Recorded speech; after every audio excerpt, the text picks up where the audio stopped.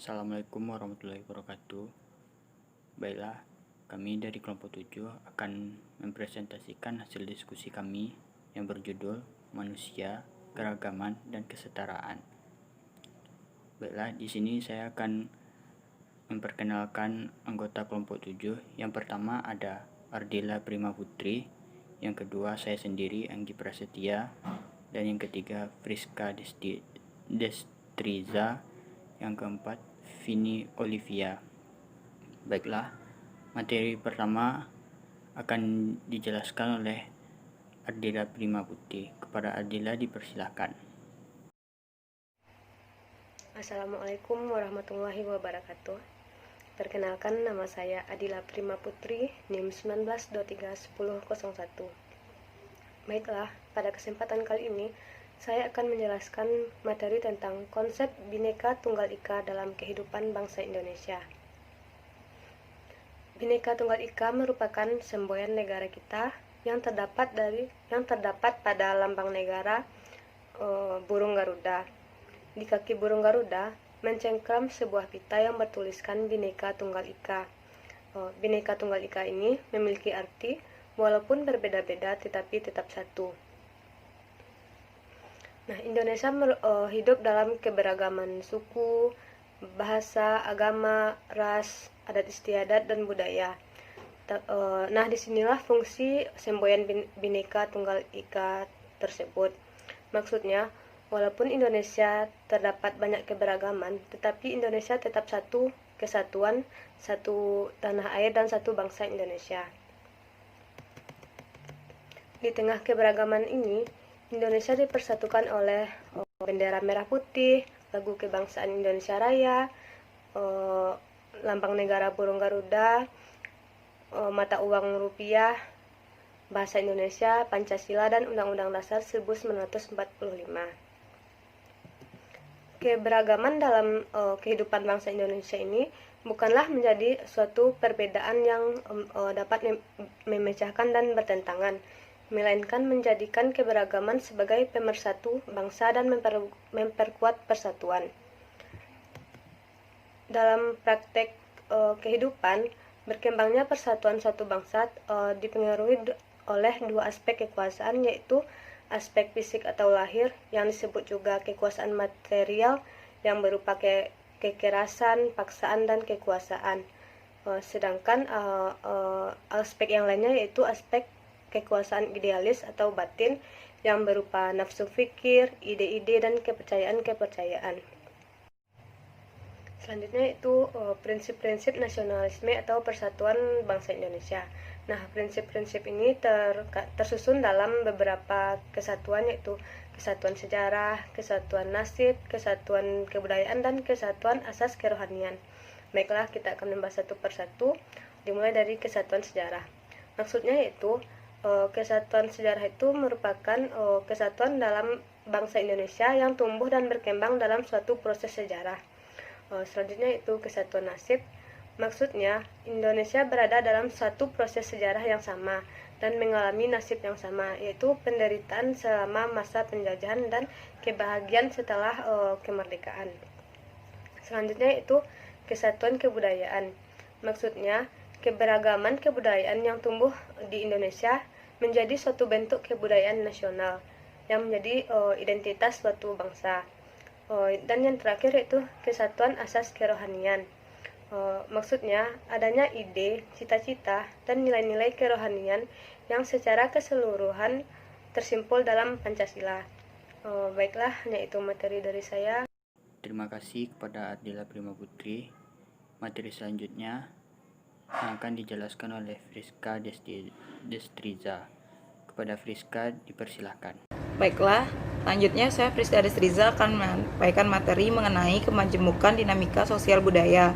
Secara horizontal, masyarakat majemuk dikelompokkan berdasarkan yang pertama etnik, yang kedua bahasa daerah, yang ketiga adat istiadat atau perilaku, yang keempat agama, yang kelima pakaian, makanan, dan material lainnya.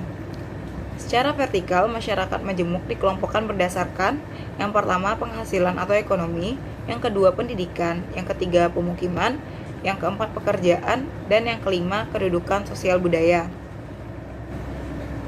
Selanjutnya mengenai keragaman dan kesetaraan masyarakat Indonesia sebagai kekayaan bangsa. Kemajemukan sebagai kekayaan bangsa Indonesia. Kemajemukan bangsa terutama karena adanya kemajemukan etnik, disebut juga suku bangsa atau suku. Beragamnya etnik di Indonesia menyebabkan banyak ragam budaya, tradisi, kepercayaan, dan peranata kebudayaan lainnya. Karena setiap etnis pada dasarnya menghasilkan kebudayaan. Masyarakat Indonesia adalah masyarakat yang multikultur, artinya memiliki banyak kultur. Etnik atau suku merupakan identitas sosial budaya seseorang. Artinya, identifikasi seseorang dapat dikenali dari bahasa, tradisi, budaya, kepercayaan, dan peranata yang dijalaninya. Yang bersumber dari etnik, dari mana ia berasal. Kemajemukan adalah karakteristik sosial budaya Indonesia. Selain kemajemukan, karakteristik Indonesia yang lainnya adalah sebagai berikut. Yang pertama, jumlah penduduk yang besar. Yang kedua, wilayah yang luas. Yang ketiga, posisi hilang. Yang keempat, kekayaan alam dan daerah tropis. Yang kelima, jumlah pulau yang banyak. Dan yang keenam, persebaran pulau. Kesetaraan sebagai bangsa Indonesia. Pengakuan akan prinsip kesetaraan dan kesederajatan itu secara yuridis diakui dan dijamin oleh negara melalui Undang-Undang Dasar Negara 1945. Warga negara tanpa dilihat perbedaan ras, suku, agama, dan budayanya diperlakukan sama dan memiliki kedudukan yang sama dalam hukum dan pemerintahan negara Indonesia mengakui adanya prinsip persamaan kedudukan warga negara. Baiklah, sekian dari saya. Terima kasih kepada Friska. Materi selanjutnya yang akan dijelaskan oleh Vini Olivia. Kepada Vini dipersilahkan.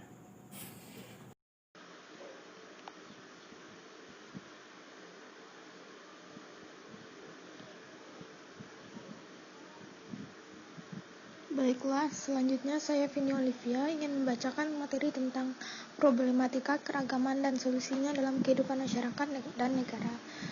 Yang pertama itu problematika keragaman serta solusinya dalam kehidupan. Masyarakat majemuk atau masyarakat yang beragam selalu memiliki sifat-sifat dasar sebagai berikut.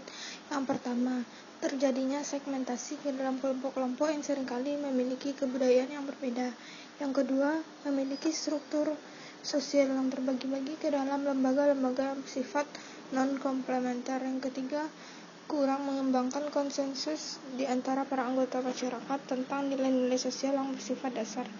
Yang keempat, secara relatif seringkali terjadi konflik di antara kelompok yang satu dengan yang lainnya. Secara relatif, strategi sosial tumbuh di atas paksaan dan saling ketergantungan di dalam bidang ekonomi. Adanya dominasi politik oleh suatu kelompok terhadap kelompok yang lain. Solusi selanjutnya itu solusi lain yang dapat dikembangkan untuk memperkecil masalah sebagai berikut. Yang pertama, semangat religius. Yang kedua, semangat nasionalisme. Yang ketiga, semangat pluralisme. Yang keempat, dialog antar umat beragama. Yang kelima, membangun suatu pola komunikasi untuk interaksi maupun konfigurasi hubungan antar agama, media massa, dan harmonisasi dunia. Problematika kesetaraan serta solusinya dalam kehidupan masyarakat. Selanjutnya yaitu yang terakhir, prinsip kesetaraan atau kesederajatan mensyaratkan jaminan akan persamaan derajat hak dan kewajiban. Indikator kesederajatan adalah sebagai berikut. Adanya persamaan derajat dilihat dari agama, suku, bangsa, ras, gender, dan golongan. Yang kedua, adanya persamaan hak dari segi pendidikan, pekerjaan, dan kehidupan yang layak. Yang ketiga, adanya persamaan kewajiban sebagai hamba Tuhan, individu, dan anggota masyarakat. Baiklah, selanjutnya saya kembalikan kepada moderator. Baik, terima kasih kepada Vini. Materi yang terakhir, masyarakat multikultural Indonesia, yang akan saya jelaskan sendiri. Multikultur dan suku bangsa. Berikut beberapa suku bangsa yang ada di Indonesia. Salah satunya suku Dayak. Suku Dayak adalah suku asli Kalimantan yang hidup berkelompok, yang tinggal di pedalaman, di gunung, dan lain sebagainya. Dan suku selanjutnya yaitu suku Batak. Suku Batak merupakan salah satu suku bangsa Indonesia. Nama ini merupakan sebuah terma kolektif untuk mengidentifikasi beberapa suku bangsa yang bermukim berasal dari Tapanuli, Sumatera Utara. Lalu suku selanjutnya yaitu suku Aceh. Suku Aceh adalah sebuah suku yang didiami ujung utara Sumatera.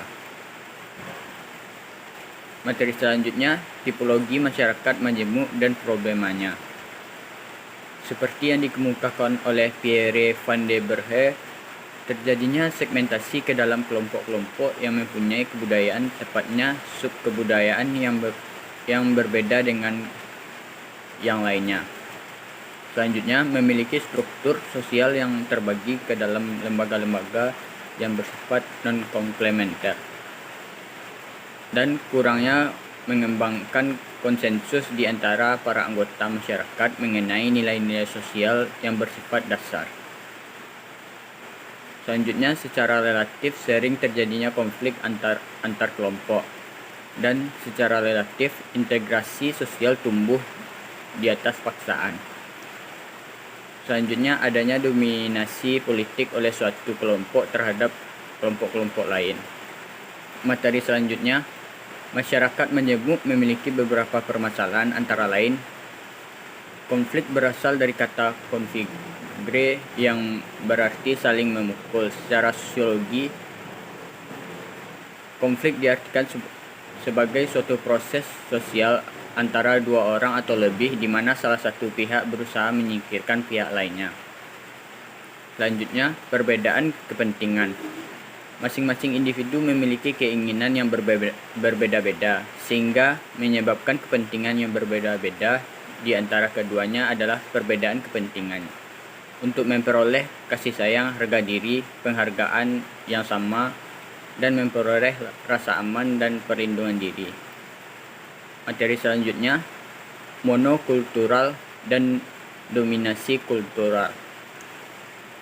Konsep monokulturalisme seperti yang diungkapkan oleh Kevin Linke berangkat dari asumsi bahwa perbedaan itu adalah pemicu terjadinya konflik dan perpecahan. Oleh karena itu, seminimal mungkin perbedaan harus dihilangkan dengan cara menutup peluang terjadinya perbedaan dengan melakukan penyeragaman dalam suatu komunitas, kelompok, misalnya, dan bila terjadi perlawanan dari sekelompok kecil atau komunitas, maka solusi paling ideal adalah mengeluarkan mereka dari komunitas agar keutuhan tetap terjaga. Mungkin sekian materi dari kelompok 7. Apabila dari rekan-rekan ada yang ingin dipertanyakan, bisa ditulis di room e-learning. Mungkin sekian, terima kasih. Assalamualaikum warahmatullahi wabarakatuh.